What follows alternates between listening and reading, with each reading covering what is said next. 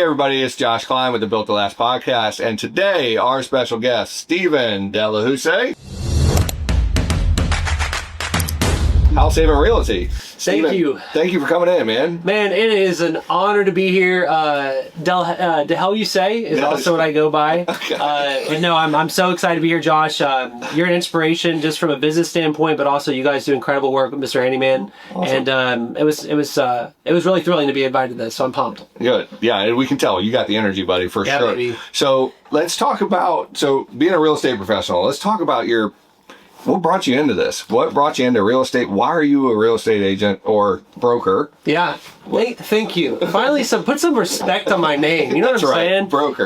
No, for real. I graduated from UT Chattanooga. I'm not born and raised here, but I'm from here since 1993. Okay. And I graduated with a physical therapy degree. And I was an intern. I got a job at Vanderbilt Bone and Joint Clinic in Cool Springs. And man, let me tell you something.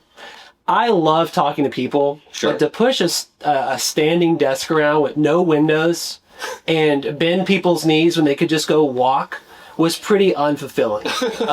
So as much as I liked the social aspect, I hated the science. I left that, became a personal trainer, ended up working at the YMCAs and oversaw when I was 20, between the age of 23 and 25, I oversaw all the wellness facilities for the YMCAs in Middle Tennessee. Oh, cool. And then, man, one day, and whoever listens to this is going to be a huge podcast. Millions of viewers, subscribers. Somebody besides my mom. Yeah, someone besides Josh's mom and maybe my mom. Roxanne would be very thrilled.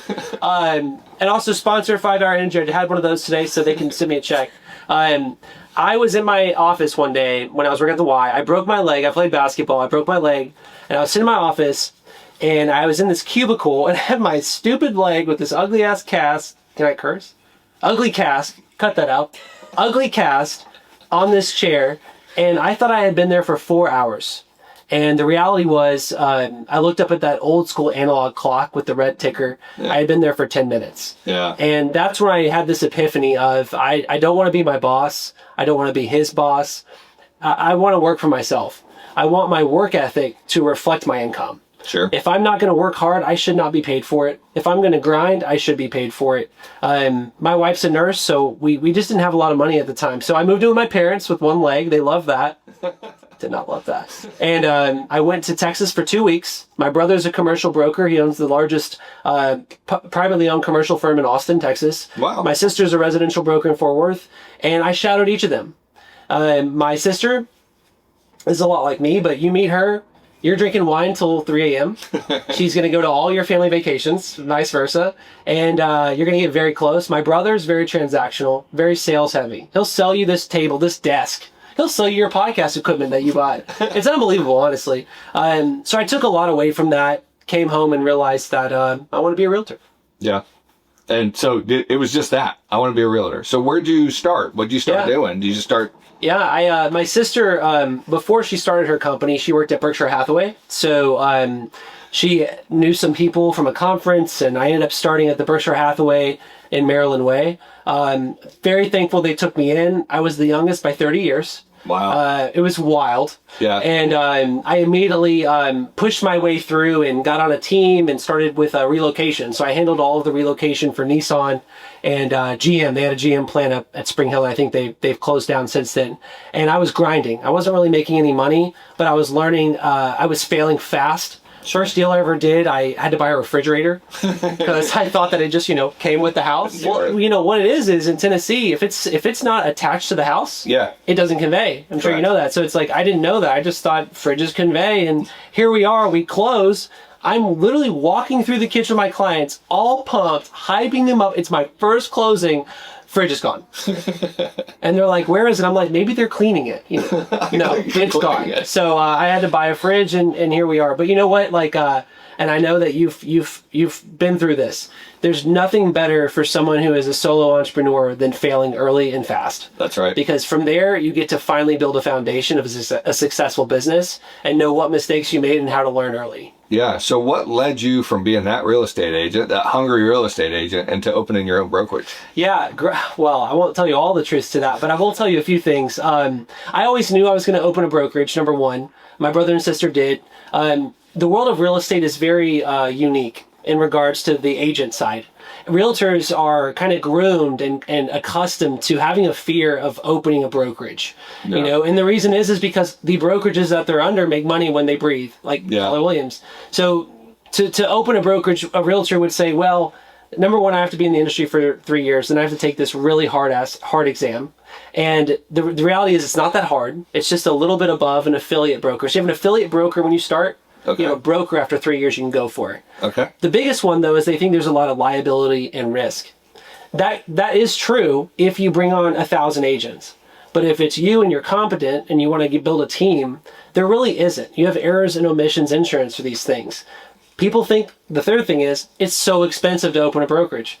It cost me, I just want to be clear, $200 for 6 months. It cost me about $700 to run a brokerage, and I make 100% of my commissions. These are just fear factors that we process, but the reality is anyone can open a brokerage, and in my opinion, a lot of entrepreneurial real estate agents should, so that they control their own narrative and don't have to pay somebody else. Yeah, that's crazy to think of how many people don't, right? And it's unbelievable. And the technology today with AI and, hey, give me a study guide for this, right? It can help you build that. Our careers crossed at one point when I bought that house in Florida. Believe it or not, I started to study for my real estate license because I was selling deeded documentums. Have you ever heard of a documentarium? That sounds made up. It's not. I have not heard of this word. So this crazy guy, not crazy, but kind of crazy guy, came up with the idea to buy marinas. And instead of you renting a space, you buy your space. So like a condo, we sold the air in your dry space inside of the boat barn. So we sold a lot of them. You literally are telling me that you sold air? We sold air. It's not much different than buying a condo. You're buying the air between the walls. That's true. Yeah. Wow. So that's how we call it documentary. Right. So in the water, we sold 100-year repair and right leases. So basically, they get they're buying 100 years of the lease in the water. So it was a great idea that he came up with, and he bought, 15 of these things around Florida. Wow. So, and you had reciprocal use. So if you owned a place here, you could stop here and fuel up, and all your bill would come to the same place, and you could go to the restaurants, and it was all private club. So it was a great, genius idea. It's unbelievable. Yeah. Unfortunately, the guy was selling and stealing from the cartels or something. He sold his boat to the drug cartel and got busted in Mexico and did it was crazy. What a plot twist that was for saying some weird word to this. Yeah. Wow. Yeah. So it was a crazy time of my life, but it was a fun time of my life learning about the real estate game. That's where I started to learn a little bit about it. And the reason I started to take my test is because I heard rumors of him I was the GM, so I ran the facility. I got a percentage. That was part of my contract of these sales. But what happened is he's going to bring in real estate agents. So I was like, I better go get my license so that he can't do whatever. But he did anyway. He ended up firing all the GMs and brought in a brokerage, and they got all the commissions. So just shady guy. But yeah, I tried real estate at once, and that put a bad taste in my mouth. Let me tell you something. That's really how it is a lot of the time. I don't want to come off too negative. My wife has me on a more positive lifestyle spin. So I mean, optimism. But I will say, to go back to why I started the brokerage, the other reason I started it was I helped and was a part of opening Compass in Nashville. And when we were doing that process, Compass wasn't what it is today. They weren't just buying out realtors and expanding as fast as they are. And people have different opinions about Compass, but I do respect the game. And they are a tech company first, and they've done very well. But the divide that happened with Compass's culture is what I want to talk about, because the divide to me was this. At what point as a realtor or someone who's an entrepreneur in the game of real estate do you do it for yourself more than you do it for your clients? Yeah. And I noticed that as social media got more relevant and as we started to make more money because sales prices were rising and commissions were at 3%, that divide grew and grew and grew. And it became a virus of vanity. And instead of watching people help others put shelter over their head, I was watching people take selfies in front of BMWs. And that's how they grew their following and sold houses. And that's really what pushed me over the edge to open the brokerage, is because I want to represent clients and do what's best for them. Pour in value, education, knowledge, make the right investments, make the right appreciation. And then the abundance comes after that. That's what real estate's about, in my opinion. And I think, you've said this in some of our past interactions and meetings that we've had, but the education part is so big, and it's been so big for you. I just think back to buying the houses that I bought over the years, and it was really me walking in going, yep, I want this one. Right. And I'm somewhat of an impulse buyer, but I know what I want when I see it. Right. Same. But there was no education to, the last house we bought, there was water underneath the house. And the realtor was good. They explained some things and I was like, hey, I come from the trade. So I had an understanding. I knew what needed to happen, but it's cost me thousands and thousands of dollars to get that right. Had I known that, I might have negotiated a little bit harder. Up front, So talk to me about how you educate your customers in the buying process. Hey everyone, my name is Stephen Delahoussaye. I'm the broker and owner of House Haven Realty. We are a boutique brokerage that puts the person first. We want to add value to the communities that we serve. So when we sell houses in a community, we also donate some of those funds to that community to help other small businesses. It is so important though to me and to my brokerage that we educate our clients. So before we do anything, we help them get educated to understand the Nashville market. If you're looking or know anyone that wants to learn more about the world of real estate, Nashville market, or get educated, please reach out to me, Stephen at househavenrealty.com, or check out our website, www.househavenrealty.com. It's our job as realtors to ask the hard questions and find ways to kill the deal. Yeah, that's really what it is. If you go onto the MLS as a realtor, this is a, in my opinion, nationwide viral problem. You go to the realtor MLS, you click on roster, you look at an agent, and the first thing that shows is their sales of transactions. It shouldn't be that. Yeah, why does that matter? Why does that matter? If anything, it should show how much they're negotiating off the price. That's the award I want to see. You know what I mean? When we show houses, I'm very honest with people, and I'm not an inspector. I'm not a handyman. I don't get outside of my lane. But if it's in a high FEMA flood zone, or if the home has a property condition disclosure that has a foundation issue that hasn't been corrected, these are conversations we're having. The other big thing I'll say about education, first-time home buyers is my massive passion point. Yeah. It's so overwhelming for someone to buy a house for the first time. What the hell? What the heck? Sorry. But $300,000 to $600,000 to $1 million. The average home price in Davidson County alone is $550,000. Which is insane to me over the years. Insane. We have an affordability crisis in Nashville. Yeah. And you combine that with a 6% interest rate. My parents tell me this all the time. I have literally told Patrick and Roxanne this over and over. Stephen, I don't know what the big deal is. We had an 18% interest rate in the 80s and early 90s. I said, yeah, but your house costs like 3 wagons and 4 horses at 20 grand. It's a different ball game with affordability, So as a first-time home buyer, I really try to educate first and set expectations. Like, you don't have to have 20%. PMI is not as much. Private mortgage insurance does not cost as much as you think. Sure. A lot of people think they have to put down 20%. No, put down what you're comfortable with. Even if rates are high. There's a saying out there, it's marry the house, date the interest rate. The house over 7 years historically always rises in value. Yeah. The interest rates go up, they go down. Are we at war? Are we not? But you can always refinance and capture the lower rate when it happens. That's right. That's what's always going to be stable. But the house is always going to rise. I bought a house, my first house I ever bought was in the Nations. 2-bed, 2-bath, 1,100 square feet. They wanted $330,000 for it. I said, y'all are crazy. My wife had to have it. We negotiated it to $310,000. It's worth over $620,000 right now. Yeah. And it's a rental. And that brings me to my next point for education. Education isn't just, I want to buy a house and live in it and raise my family or whatever. I want to get out of my rental. That's a big one for first-time home buyers. I'm tired of renting. Education is also, what happens after 5 years? Yeah. What happens if you have a kid unexpectedly? Or what happens if you find the woman of your dreams or man of your dreams in a different state? What happens to that house? Because what happened was, and this is what I want to talk about, 2020 to 2022, we saw a insane rise in prices in Nashville. Yeah. The COVID virus hit homes. We had a neighbor who listed their home. It was worth $500,000, listed it for $600,000, closed at $700,000. They waived appraisal, inspection, financing. Guess what? 4 months later, the guy had to move for a job. Wow. And he didn't get what he bought it for. Yeah, he's upside down. There's a lot of 2022 purchasers who are now in trouble. And my point is like, what is your goal? Do you want to build a legacy? Okay, well, if you're buying this house for the first time, is it a 3-2? Are there amenities that you may not care about, but a tenant would? Yeah. Is there a school zone you may not care about, you're in your 20s, but a tenant might?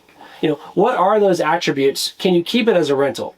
Okay, no, you want to sell it to buy a larger second home. Okay, are you going to hold it for 3 years? Those are the conversations I have on top of just honestly educating people on what this looks like from a purchase standpoint. Yeah, and that's so big is that, there's always jokes about generations and what they understand and how they understand money and, the whole you buy Starbucks every day, that's why you can't buy a house joke that's out there. But if somebody's educated by somebody like you and they really have an understanding and they know what they make, it's not hard, super hard to buy a home these days. Do you have to be disciplined? Sure. You have to save some money? Yeah. But you're not wrong about the values in Nashville and the stuff that we've seen. We paid almost a third of what we have on our house now as far as value. It's crazy. And I moved here in 2010. Yeah. And in 2010, right after the flood, I moved here 3 months after the flood because I just fell in love with the city. Yeah. I lived downtown. I lived on Broadway. I lived above, right next door to Margaritaville on Broadway. So after your cartel days, you moved above Margaritaville, man. Who is this man? What in the world? Let's go. So we moved in, and it was a while back. So $1,300 a month included included my parking underneath the stadium, That's like crazy. Everything, right? So we go fast forward a year and a half, talk to the lady that owns the condo where we're in the front. She's like, "Hey," I was like, "Oh, I'm buying a house. We're buying a house, and I'm trying to figure it out." She said, "I sell you the condo for $130,000." Did you buy it? No. Oh, that's the kick. I bought a house on 35 acres in Gillisville, but that was a full gut. Right. So we had to go from the ground up. But that was one of those. Be honest, have you looked at what it's worth? They rezoned it. Oh, baby. They took it away, so they had to buy it out. And the last guy I was talking to, they were selling for like $750 a unit, something like that. That's crazy. For a while, they Airbnb'd there was only 4 units in the building. Oh, I know what building you're talking about. So it's right, Margaritaville's here, it's right next door. So they were Airbnb'ing them for like $150 a year. Wow. That's insane. You pay the house off in a year, just Airbnb it. That's the real estate market in Nashville. When we talk about real estate, we also, insurance, mortgages, all those things kind of come into play. What's some things homeowners should know and educate themselves on as they're shopping for people that might get them their mortgage? Yeah. Where do I begin? The first thing is, like I said, it can be overwhelming and it can cause you to pause and just continuously wait. But as you wait, know this: every single dollar you pay on a rent, you're literally lighting it on fire. Yeah. You're paying someone else to own something that you don't own, And most of the time, everyone says interest rates are inflated, Nashville's homes are expensive. Guess what? They are. That's the reality of it. No realtor will sell you off of that. That's data. Rents are insanely inflated. We're at New York City, LA-like rents right now. Yeah. So it's happening both ways. I'd rather take the other way where I own it than take something where I don't. That's pretty much the math I run. As far as how to prepare to buy a house, it's never too early. Specifically for lenders, I'll say this. I could say the same for realtors. My mom's a lender. Oh, my best friend's a realtor. Oh, my best friend's mom's cousin's aunt is a loan officer in Arizona who's licensed in 30 states. I'm going to use them. Please, God, don't do that. Having a loan officer by your side is basically having a real estate financial advisor by your side. Someone who is crucial to helping you understand every specific address you have interest in. What are your closing costs, which I'll explain? What's your debt to income ratio? What is your actual mortgage going to look like if you buy this house? No realtor can give you that answer, I hope, because no realtor should have access to your personal financial information like that. Yeah. The lender's the one. What I tell clients, though, when it comes to lenders is I'm very honest. Don't apply. Applying for a pre-qualification is what it's called. It's pre-underwriting. It's pre-contract. We'll do a soft pull on your credit score. It's nothing major. You may drop a few points, but that's part of it. You go through a conditional approval when you actually get a contract accepted. But the more you apply, the lower it happens. And also, the more you apply, which a lot of first-time homebuyers will do this to rate shop. They'll apply at Rocket Mortgage. They'll apply it, you name it, Truist, all these different places. Every time you apply, your data is going to get sold. Yeah. So, Stephen, tell me a little bit about the difference and the growth of the different neighborhoods, right? When I first moved here in 2010, East Nashville is where everybody wanted to go, and it was before it was $400 a square foot or $500 a square foot like it is now. What are the trendy areas? What are the new and up and comings that people don't know about? Yeah, so we're in a really weird place right now when it comes to neighborhoods and what I call heat maps. The prices have skyrocketed. Interest rates have not gone down. We thought this was the year. For the last 3 years, we kept saying it's going to be the next year and the next year and the next year. And the reality is it isn't. And I do think it's going to be next year, but I don't know. Everything that I've read says at some point, 5.5 is where we're going to be long term. We're at 6.1 to 6.2 right now. With 5.5 being the thing that's going to be long term, I would expect home prices to not go down any further in Nashville. And the reason I say that isn't because it's Nashville. It's because of proof in the data. We have one of the hottest cities when it comes to commercial permits being pulled. So there's a I don't want to say a secret happening. Everyone, when they talk about Nashville's growth, they say Oracle. Yeah. They say Titans. East Bank, yeah. East Bank, right? What people don't realize is that's one half. That's really one side. The other side is Charlotte Park, which is 37209 West Nashville. Yeah. A group out of Dallas paid $100 million and are building a boat marina on Rock Harbor. Yep. Where Blue Moon Grill is. Shout out to Blue Moon Grill. Best pina coladas in town. Double dark rum. But at Blue Moon Grill, that's being reinvigorated. And then what's going to happen is they're going to connect the pie. So you've got growth here. You've got a street above the Cumberland called West Trinity. Yep. Perhaps all the way down. And then you've got Bordeaux. You've got Briley. Boom. And then you've got this new Rock Harbor. And they're going to start connecting, and building bridges. So essentially, we're going to see a river walk like we have in San Antonio. We're going to see a river access like we have in Chicago. We're going to see Boston. And we're going to grow into our true footprint of the city. I think that we are not even close to where we're heading. Yeah. There's talk of the Sphere coming from Las Vegas. I saw that. When all these things happen, the first thing that goes is everything within 5 miles, and especially near a hospital, goes up in value. Yeah. So when you ask me what neighborhoods are trendy, I call them islands. Island neighborhoods. What's an island neighborhood? It can live on its own, like with food and water, with interstate access, proximity to hospital, grocery, retail, restaurant, and coffee. Those things really. And then some commercial industrial. The Nations. The Nations is a perfect example. Germantown, the Gulch, East Nashville. 37207 specifically in East Nashville, which is the pie that's between Inglewood, Lockland, and the Cumberland right off Dickerson. That pie used to be filled with Section 8 housing. Yes. And car lots. Yep. All of it has been bought up. And not just from Oracle, Amazon, other LLCs that people don't even know, which are smaller shell companies of larger organizations from Seattle. So what's going to happen is we're going to increase our footprint out, and then these island little neighborhoods around are going to see increased pricing. And the other thing people don't talk about, which could be a negative to me, increased density. Sure. The Nations just passed a zoning code to match Germantown. 3 years ago, the Nations was all R6, which means you tear a house down, you build 2 tall and skinnies. If it's wider than 35 feet, they could be detached by 6 feet. Smaller, they're attached. They're called horizontal property regimes, or HPRs. Uh-oh, Steven knows his stuff. Right? Pretty good. That's pretty good. But now they've changed it to now it's 4 builds instead of 2. When you're vetting and you're teaching your clients to find a home inspector, I'm sure you have some you work with, but what are they looking for there? 100%. The answer is simple. Honesty. Yeah. We don't want fluff. We don't want to get a good inspection back to make sure that it passes to buy the house. That's my worst nightmare. My worst nightmare as a realtor, and most people should be, regret. If we buy a lemon, things of that nature. The home inspection to me is the most crucial contingency in a contract. It's usually the first 10 days and then a 4-day negotiation period. During that, you should do any and everything you can to check out that house. It starts with the home inspection. If it has a crawl space, you may even want to do something even more than that. If you have any idea that there could have been standing water due to staining on foundation block, make sure that you bring someone in there to check how the grounds are laid. How's the water intrusion? Is there mold? Have a termite inspection. I always do a termite home inspection every time, even if it's a new build. Doesn't matter to me. And I can tell you some crazy stuff about new builds.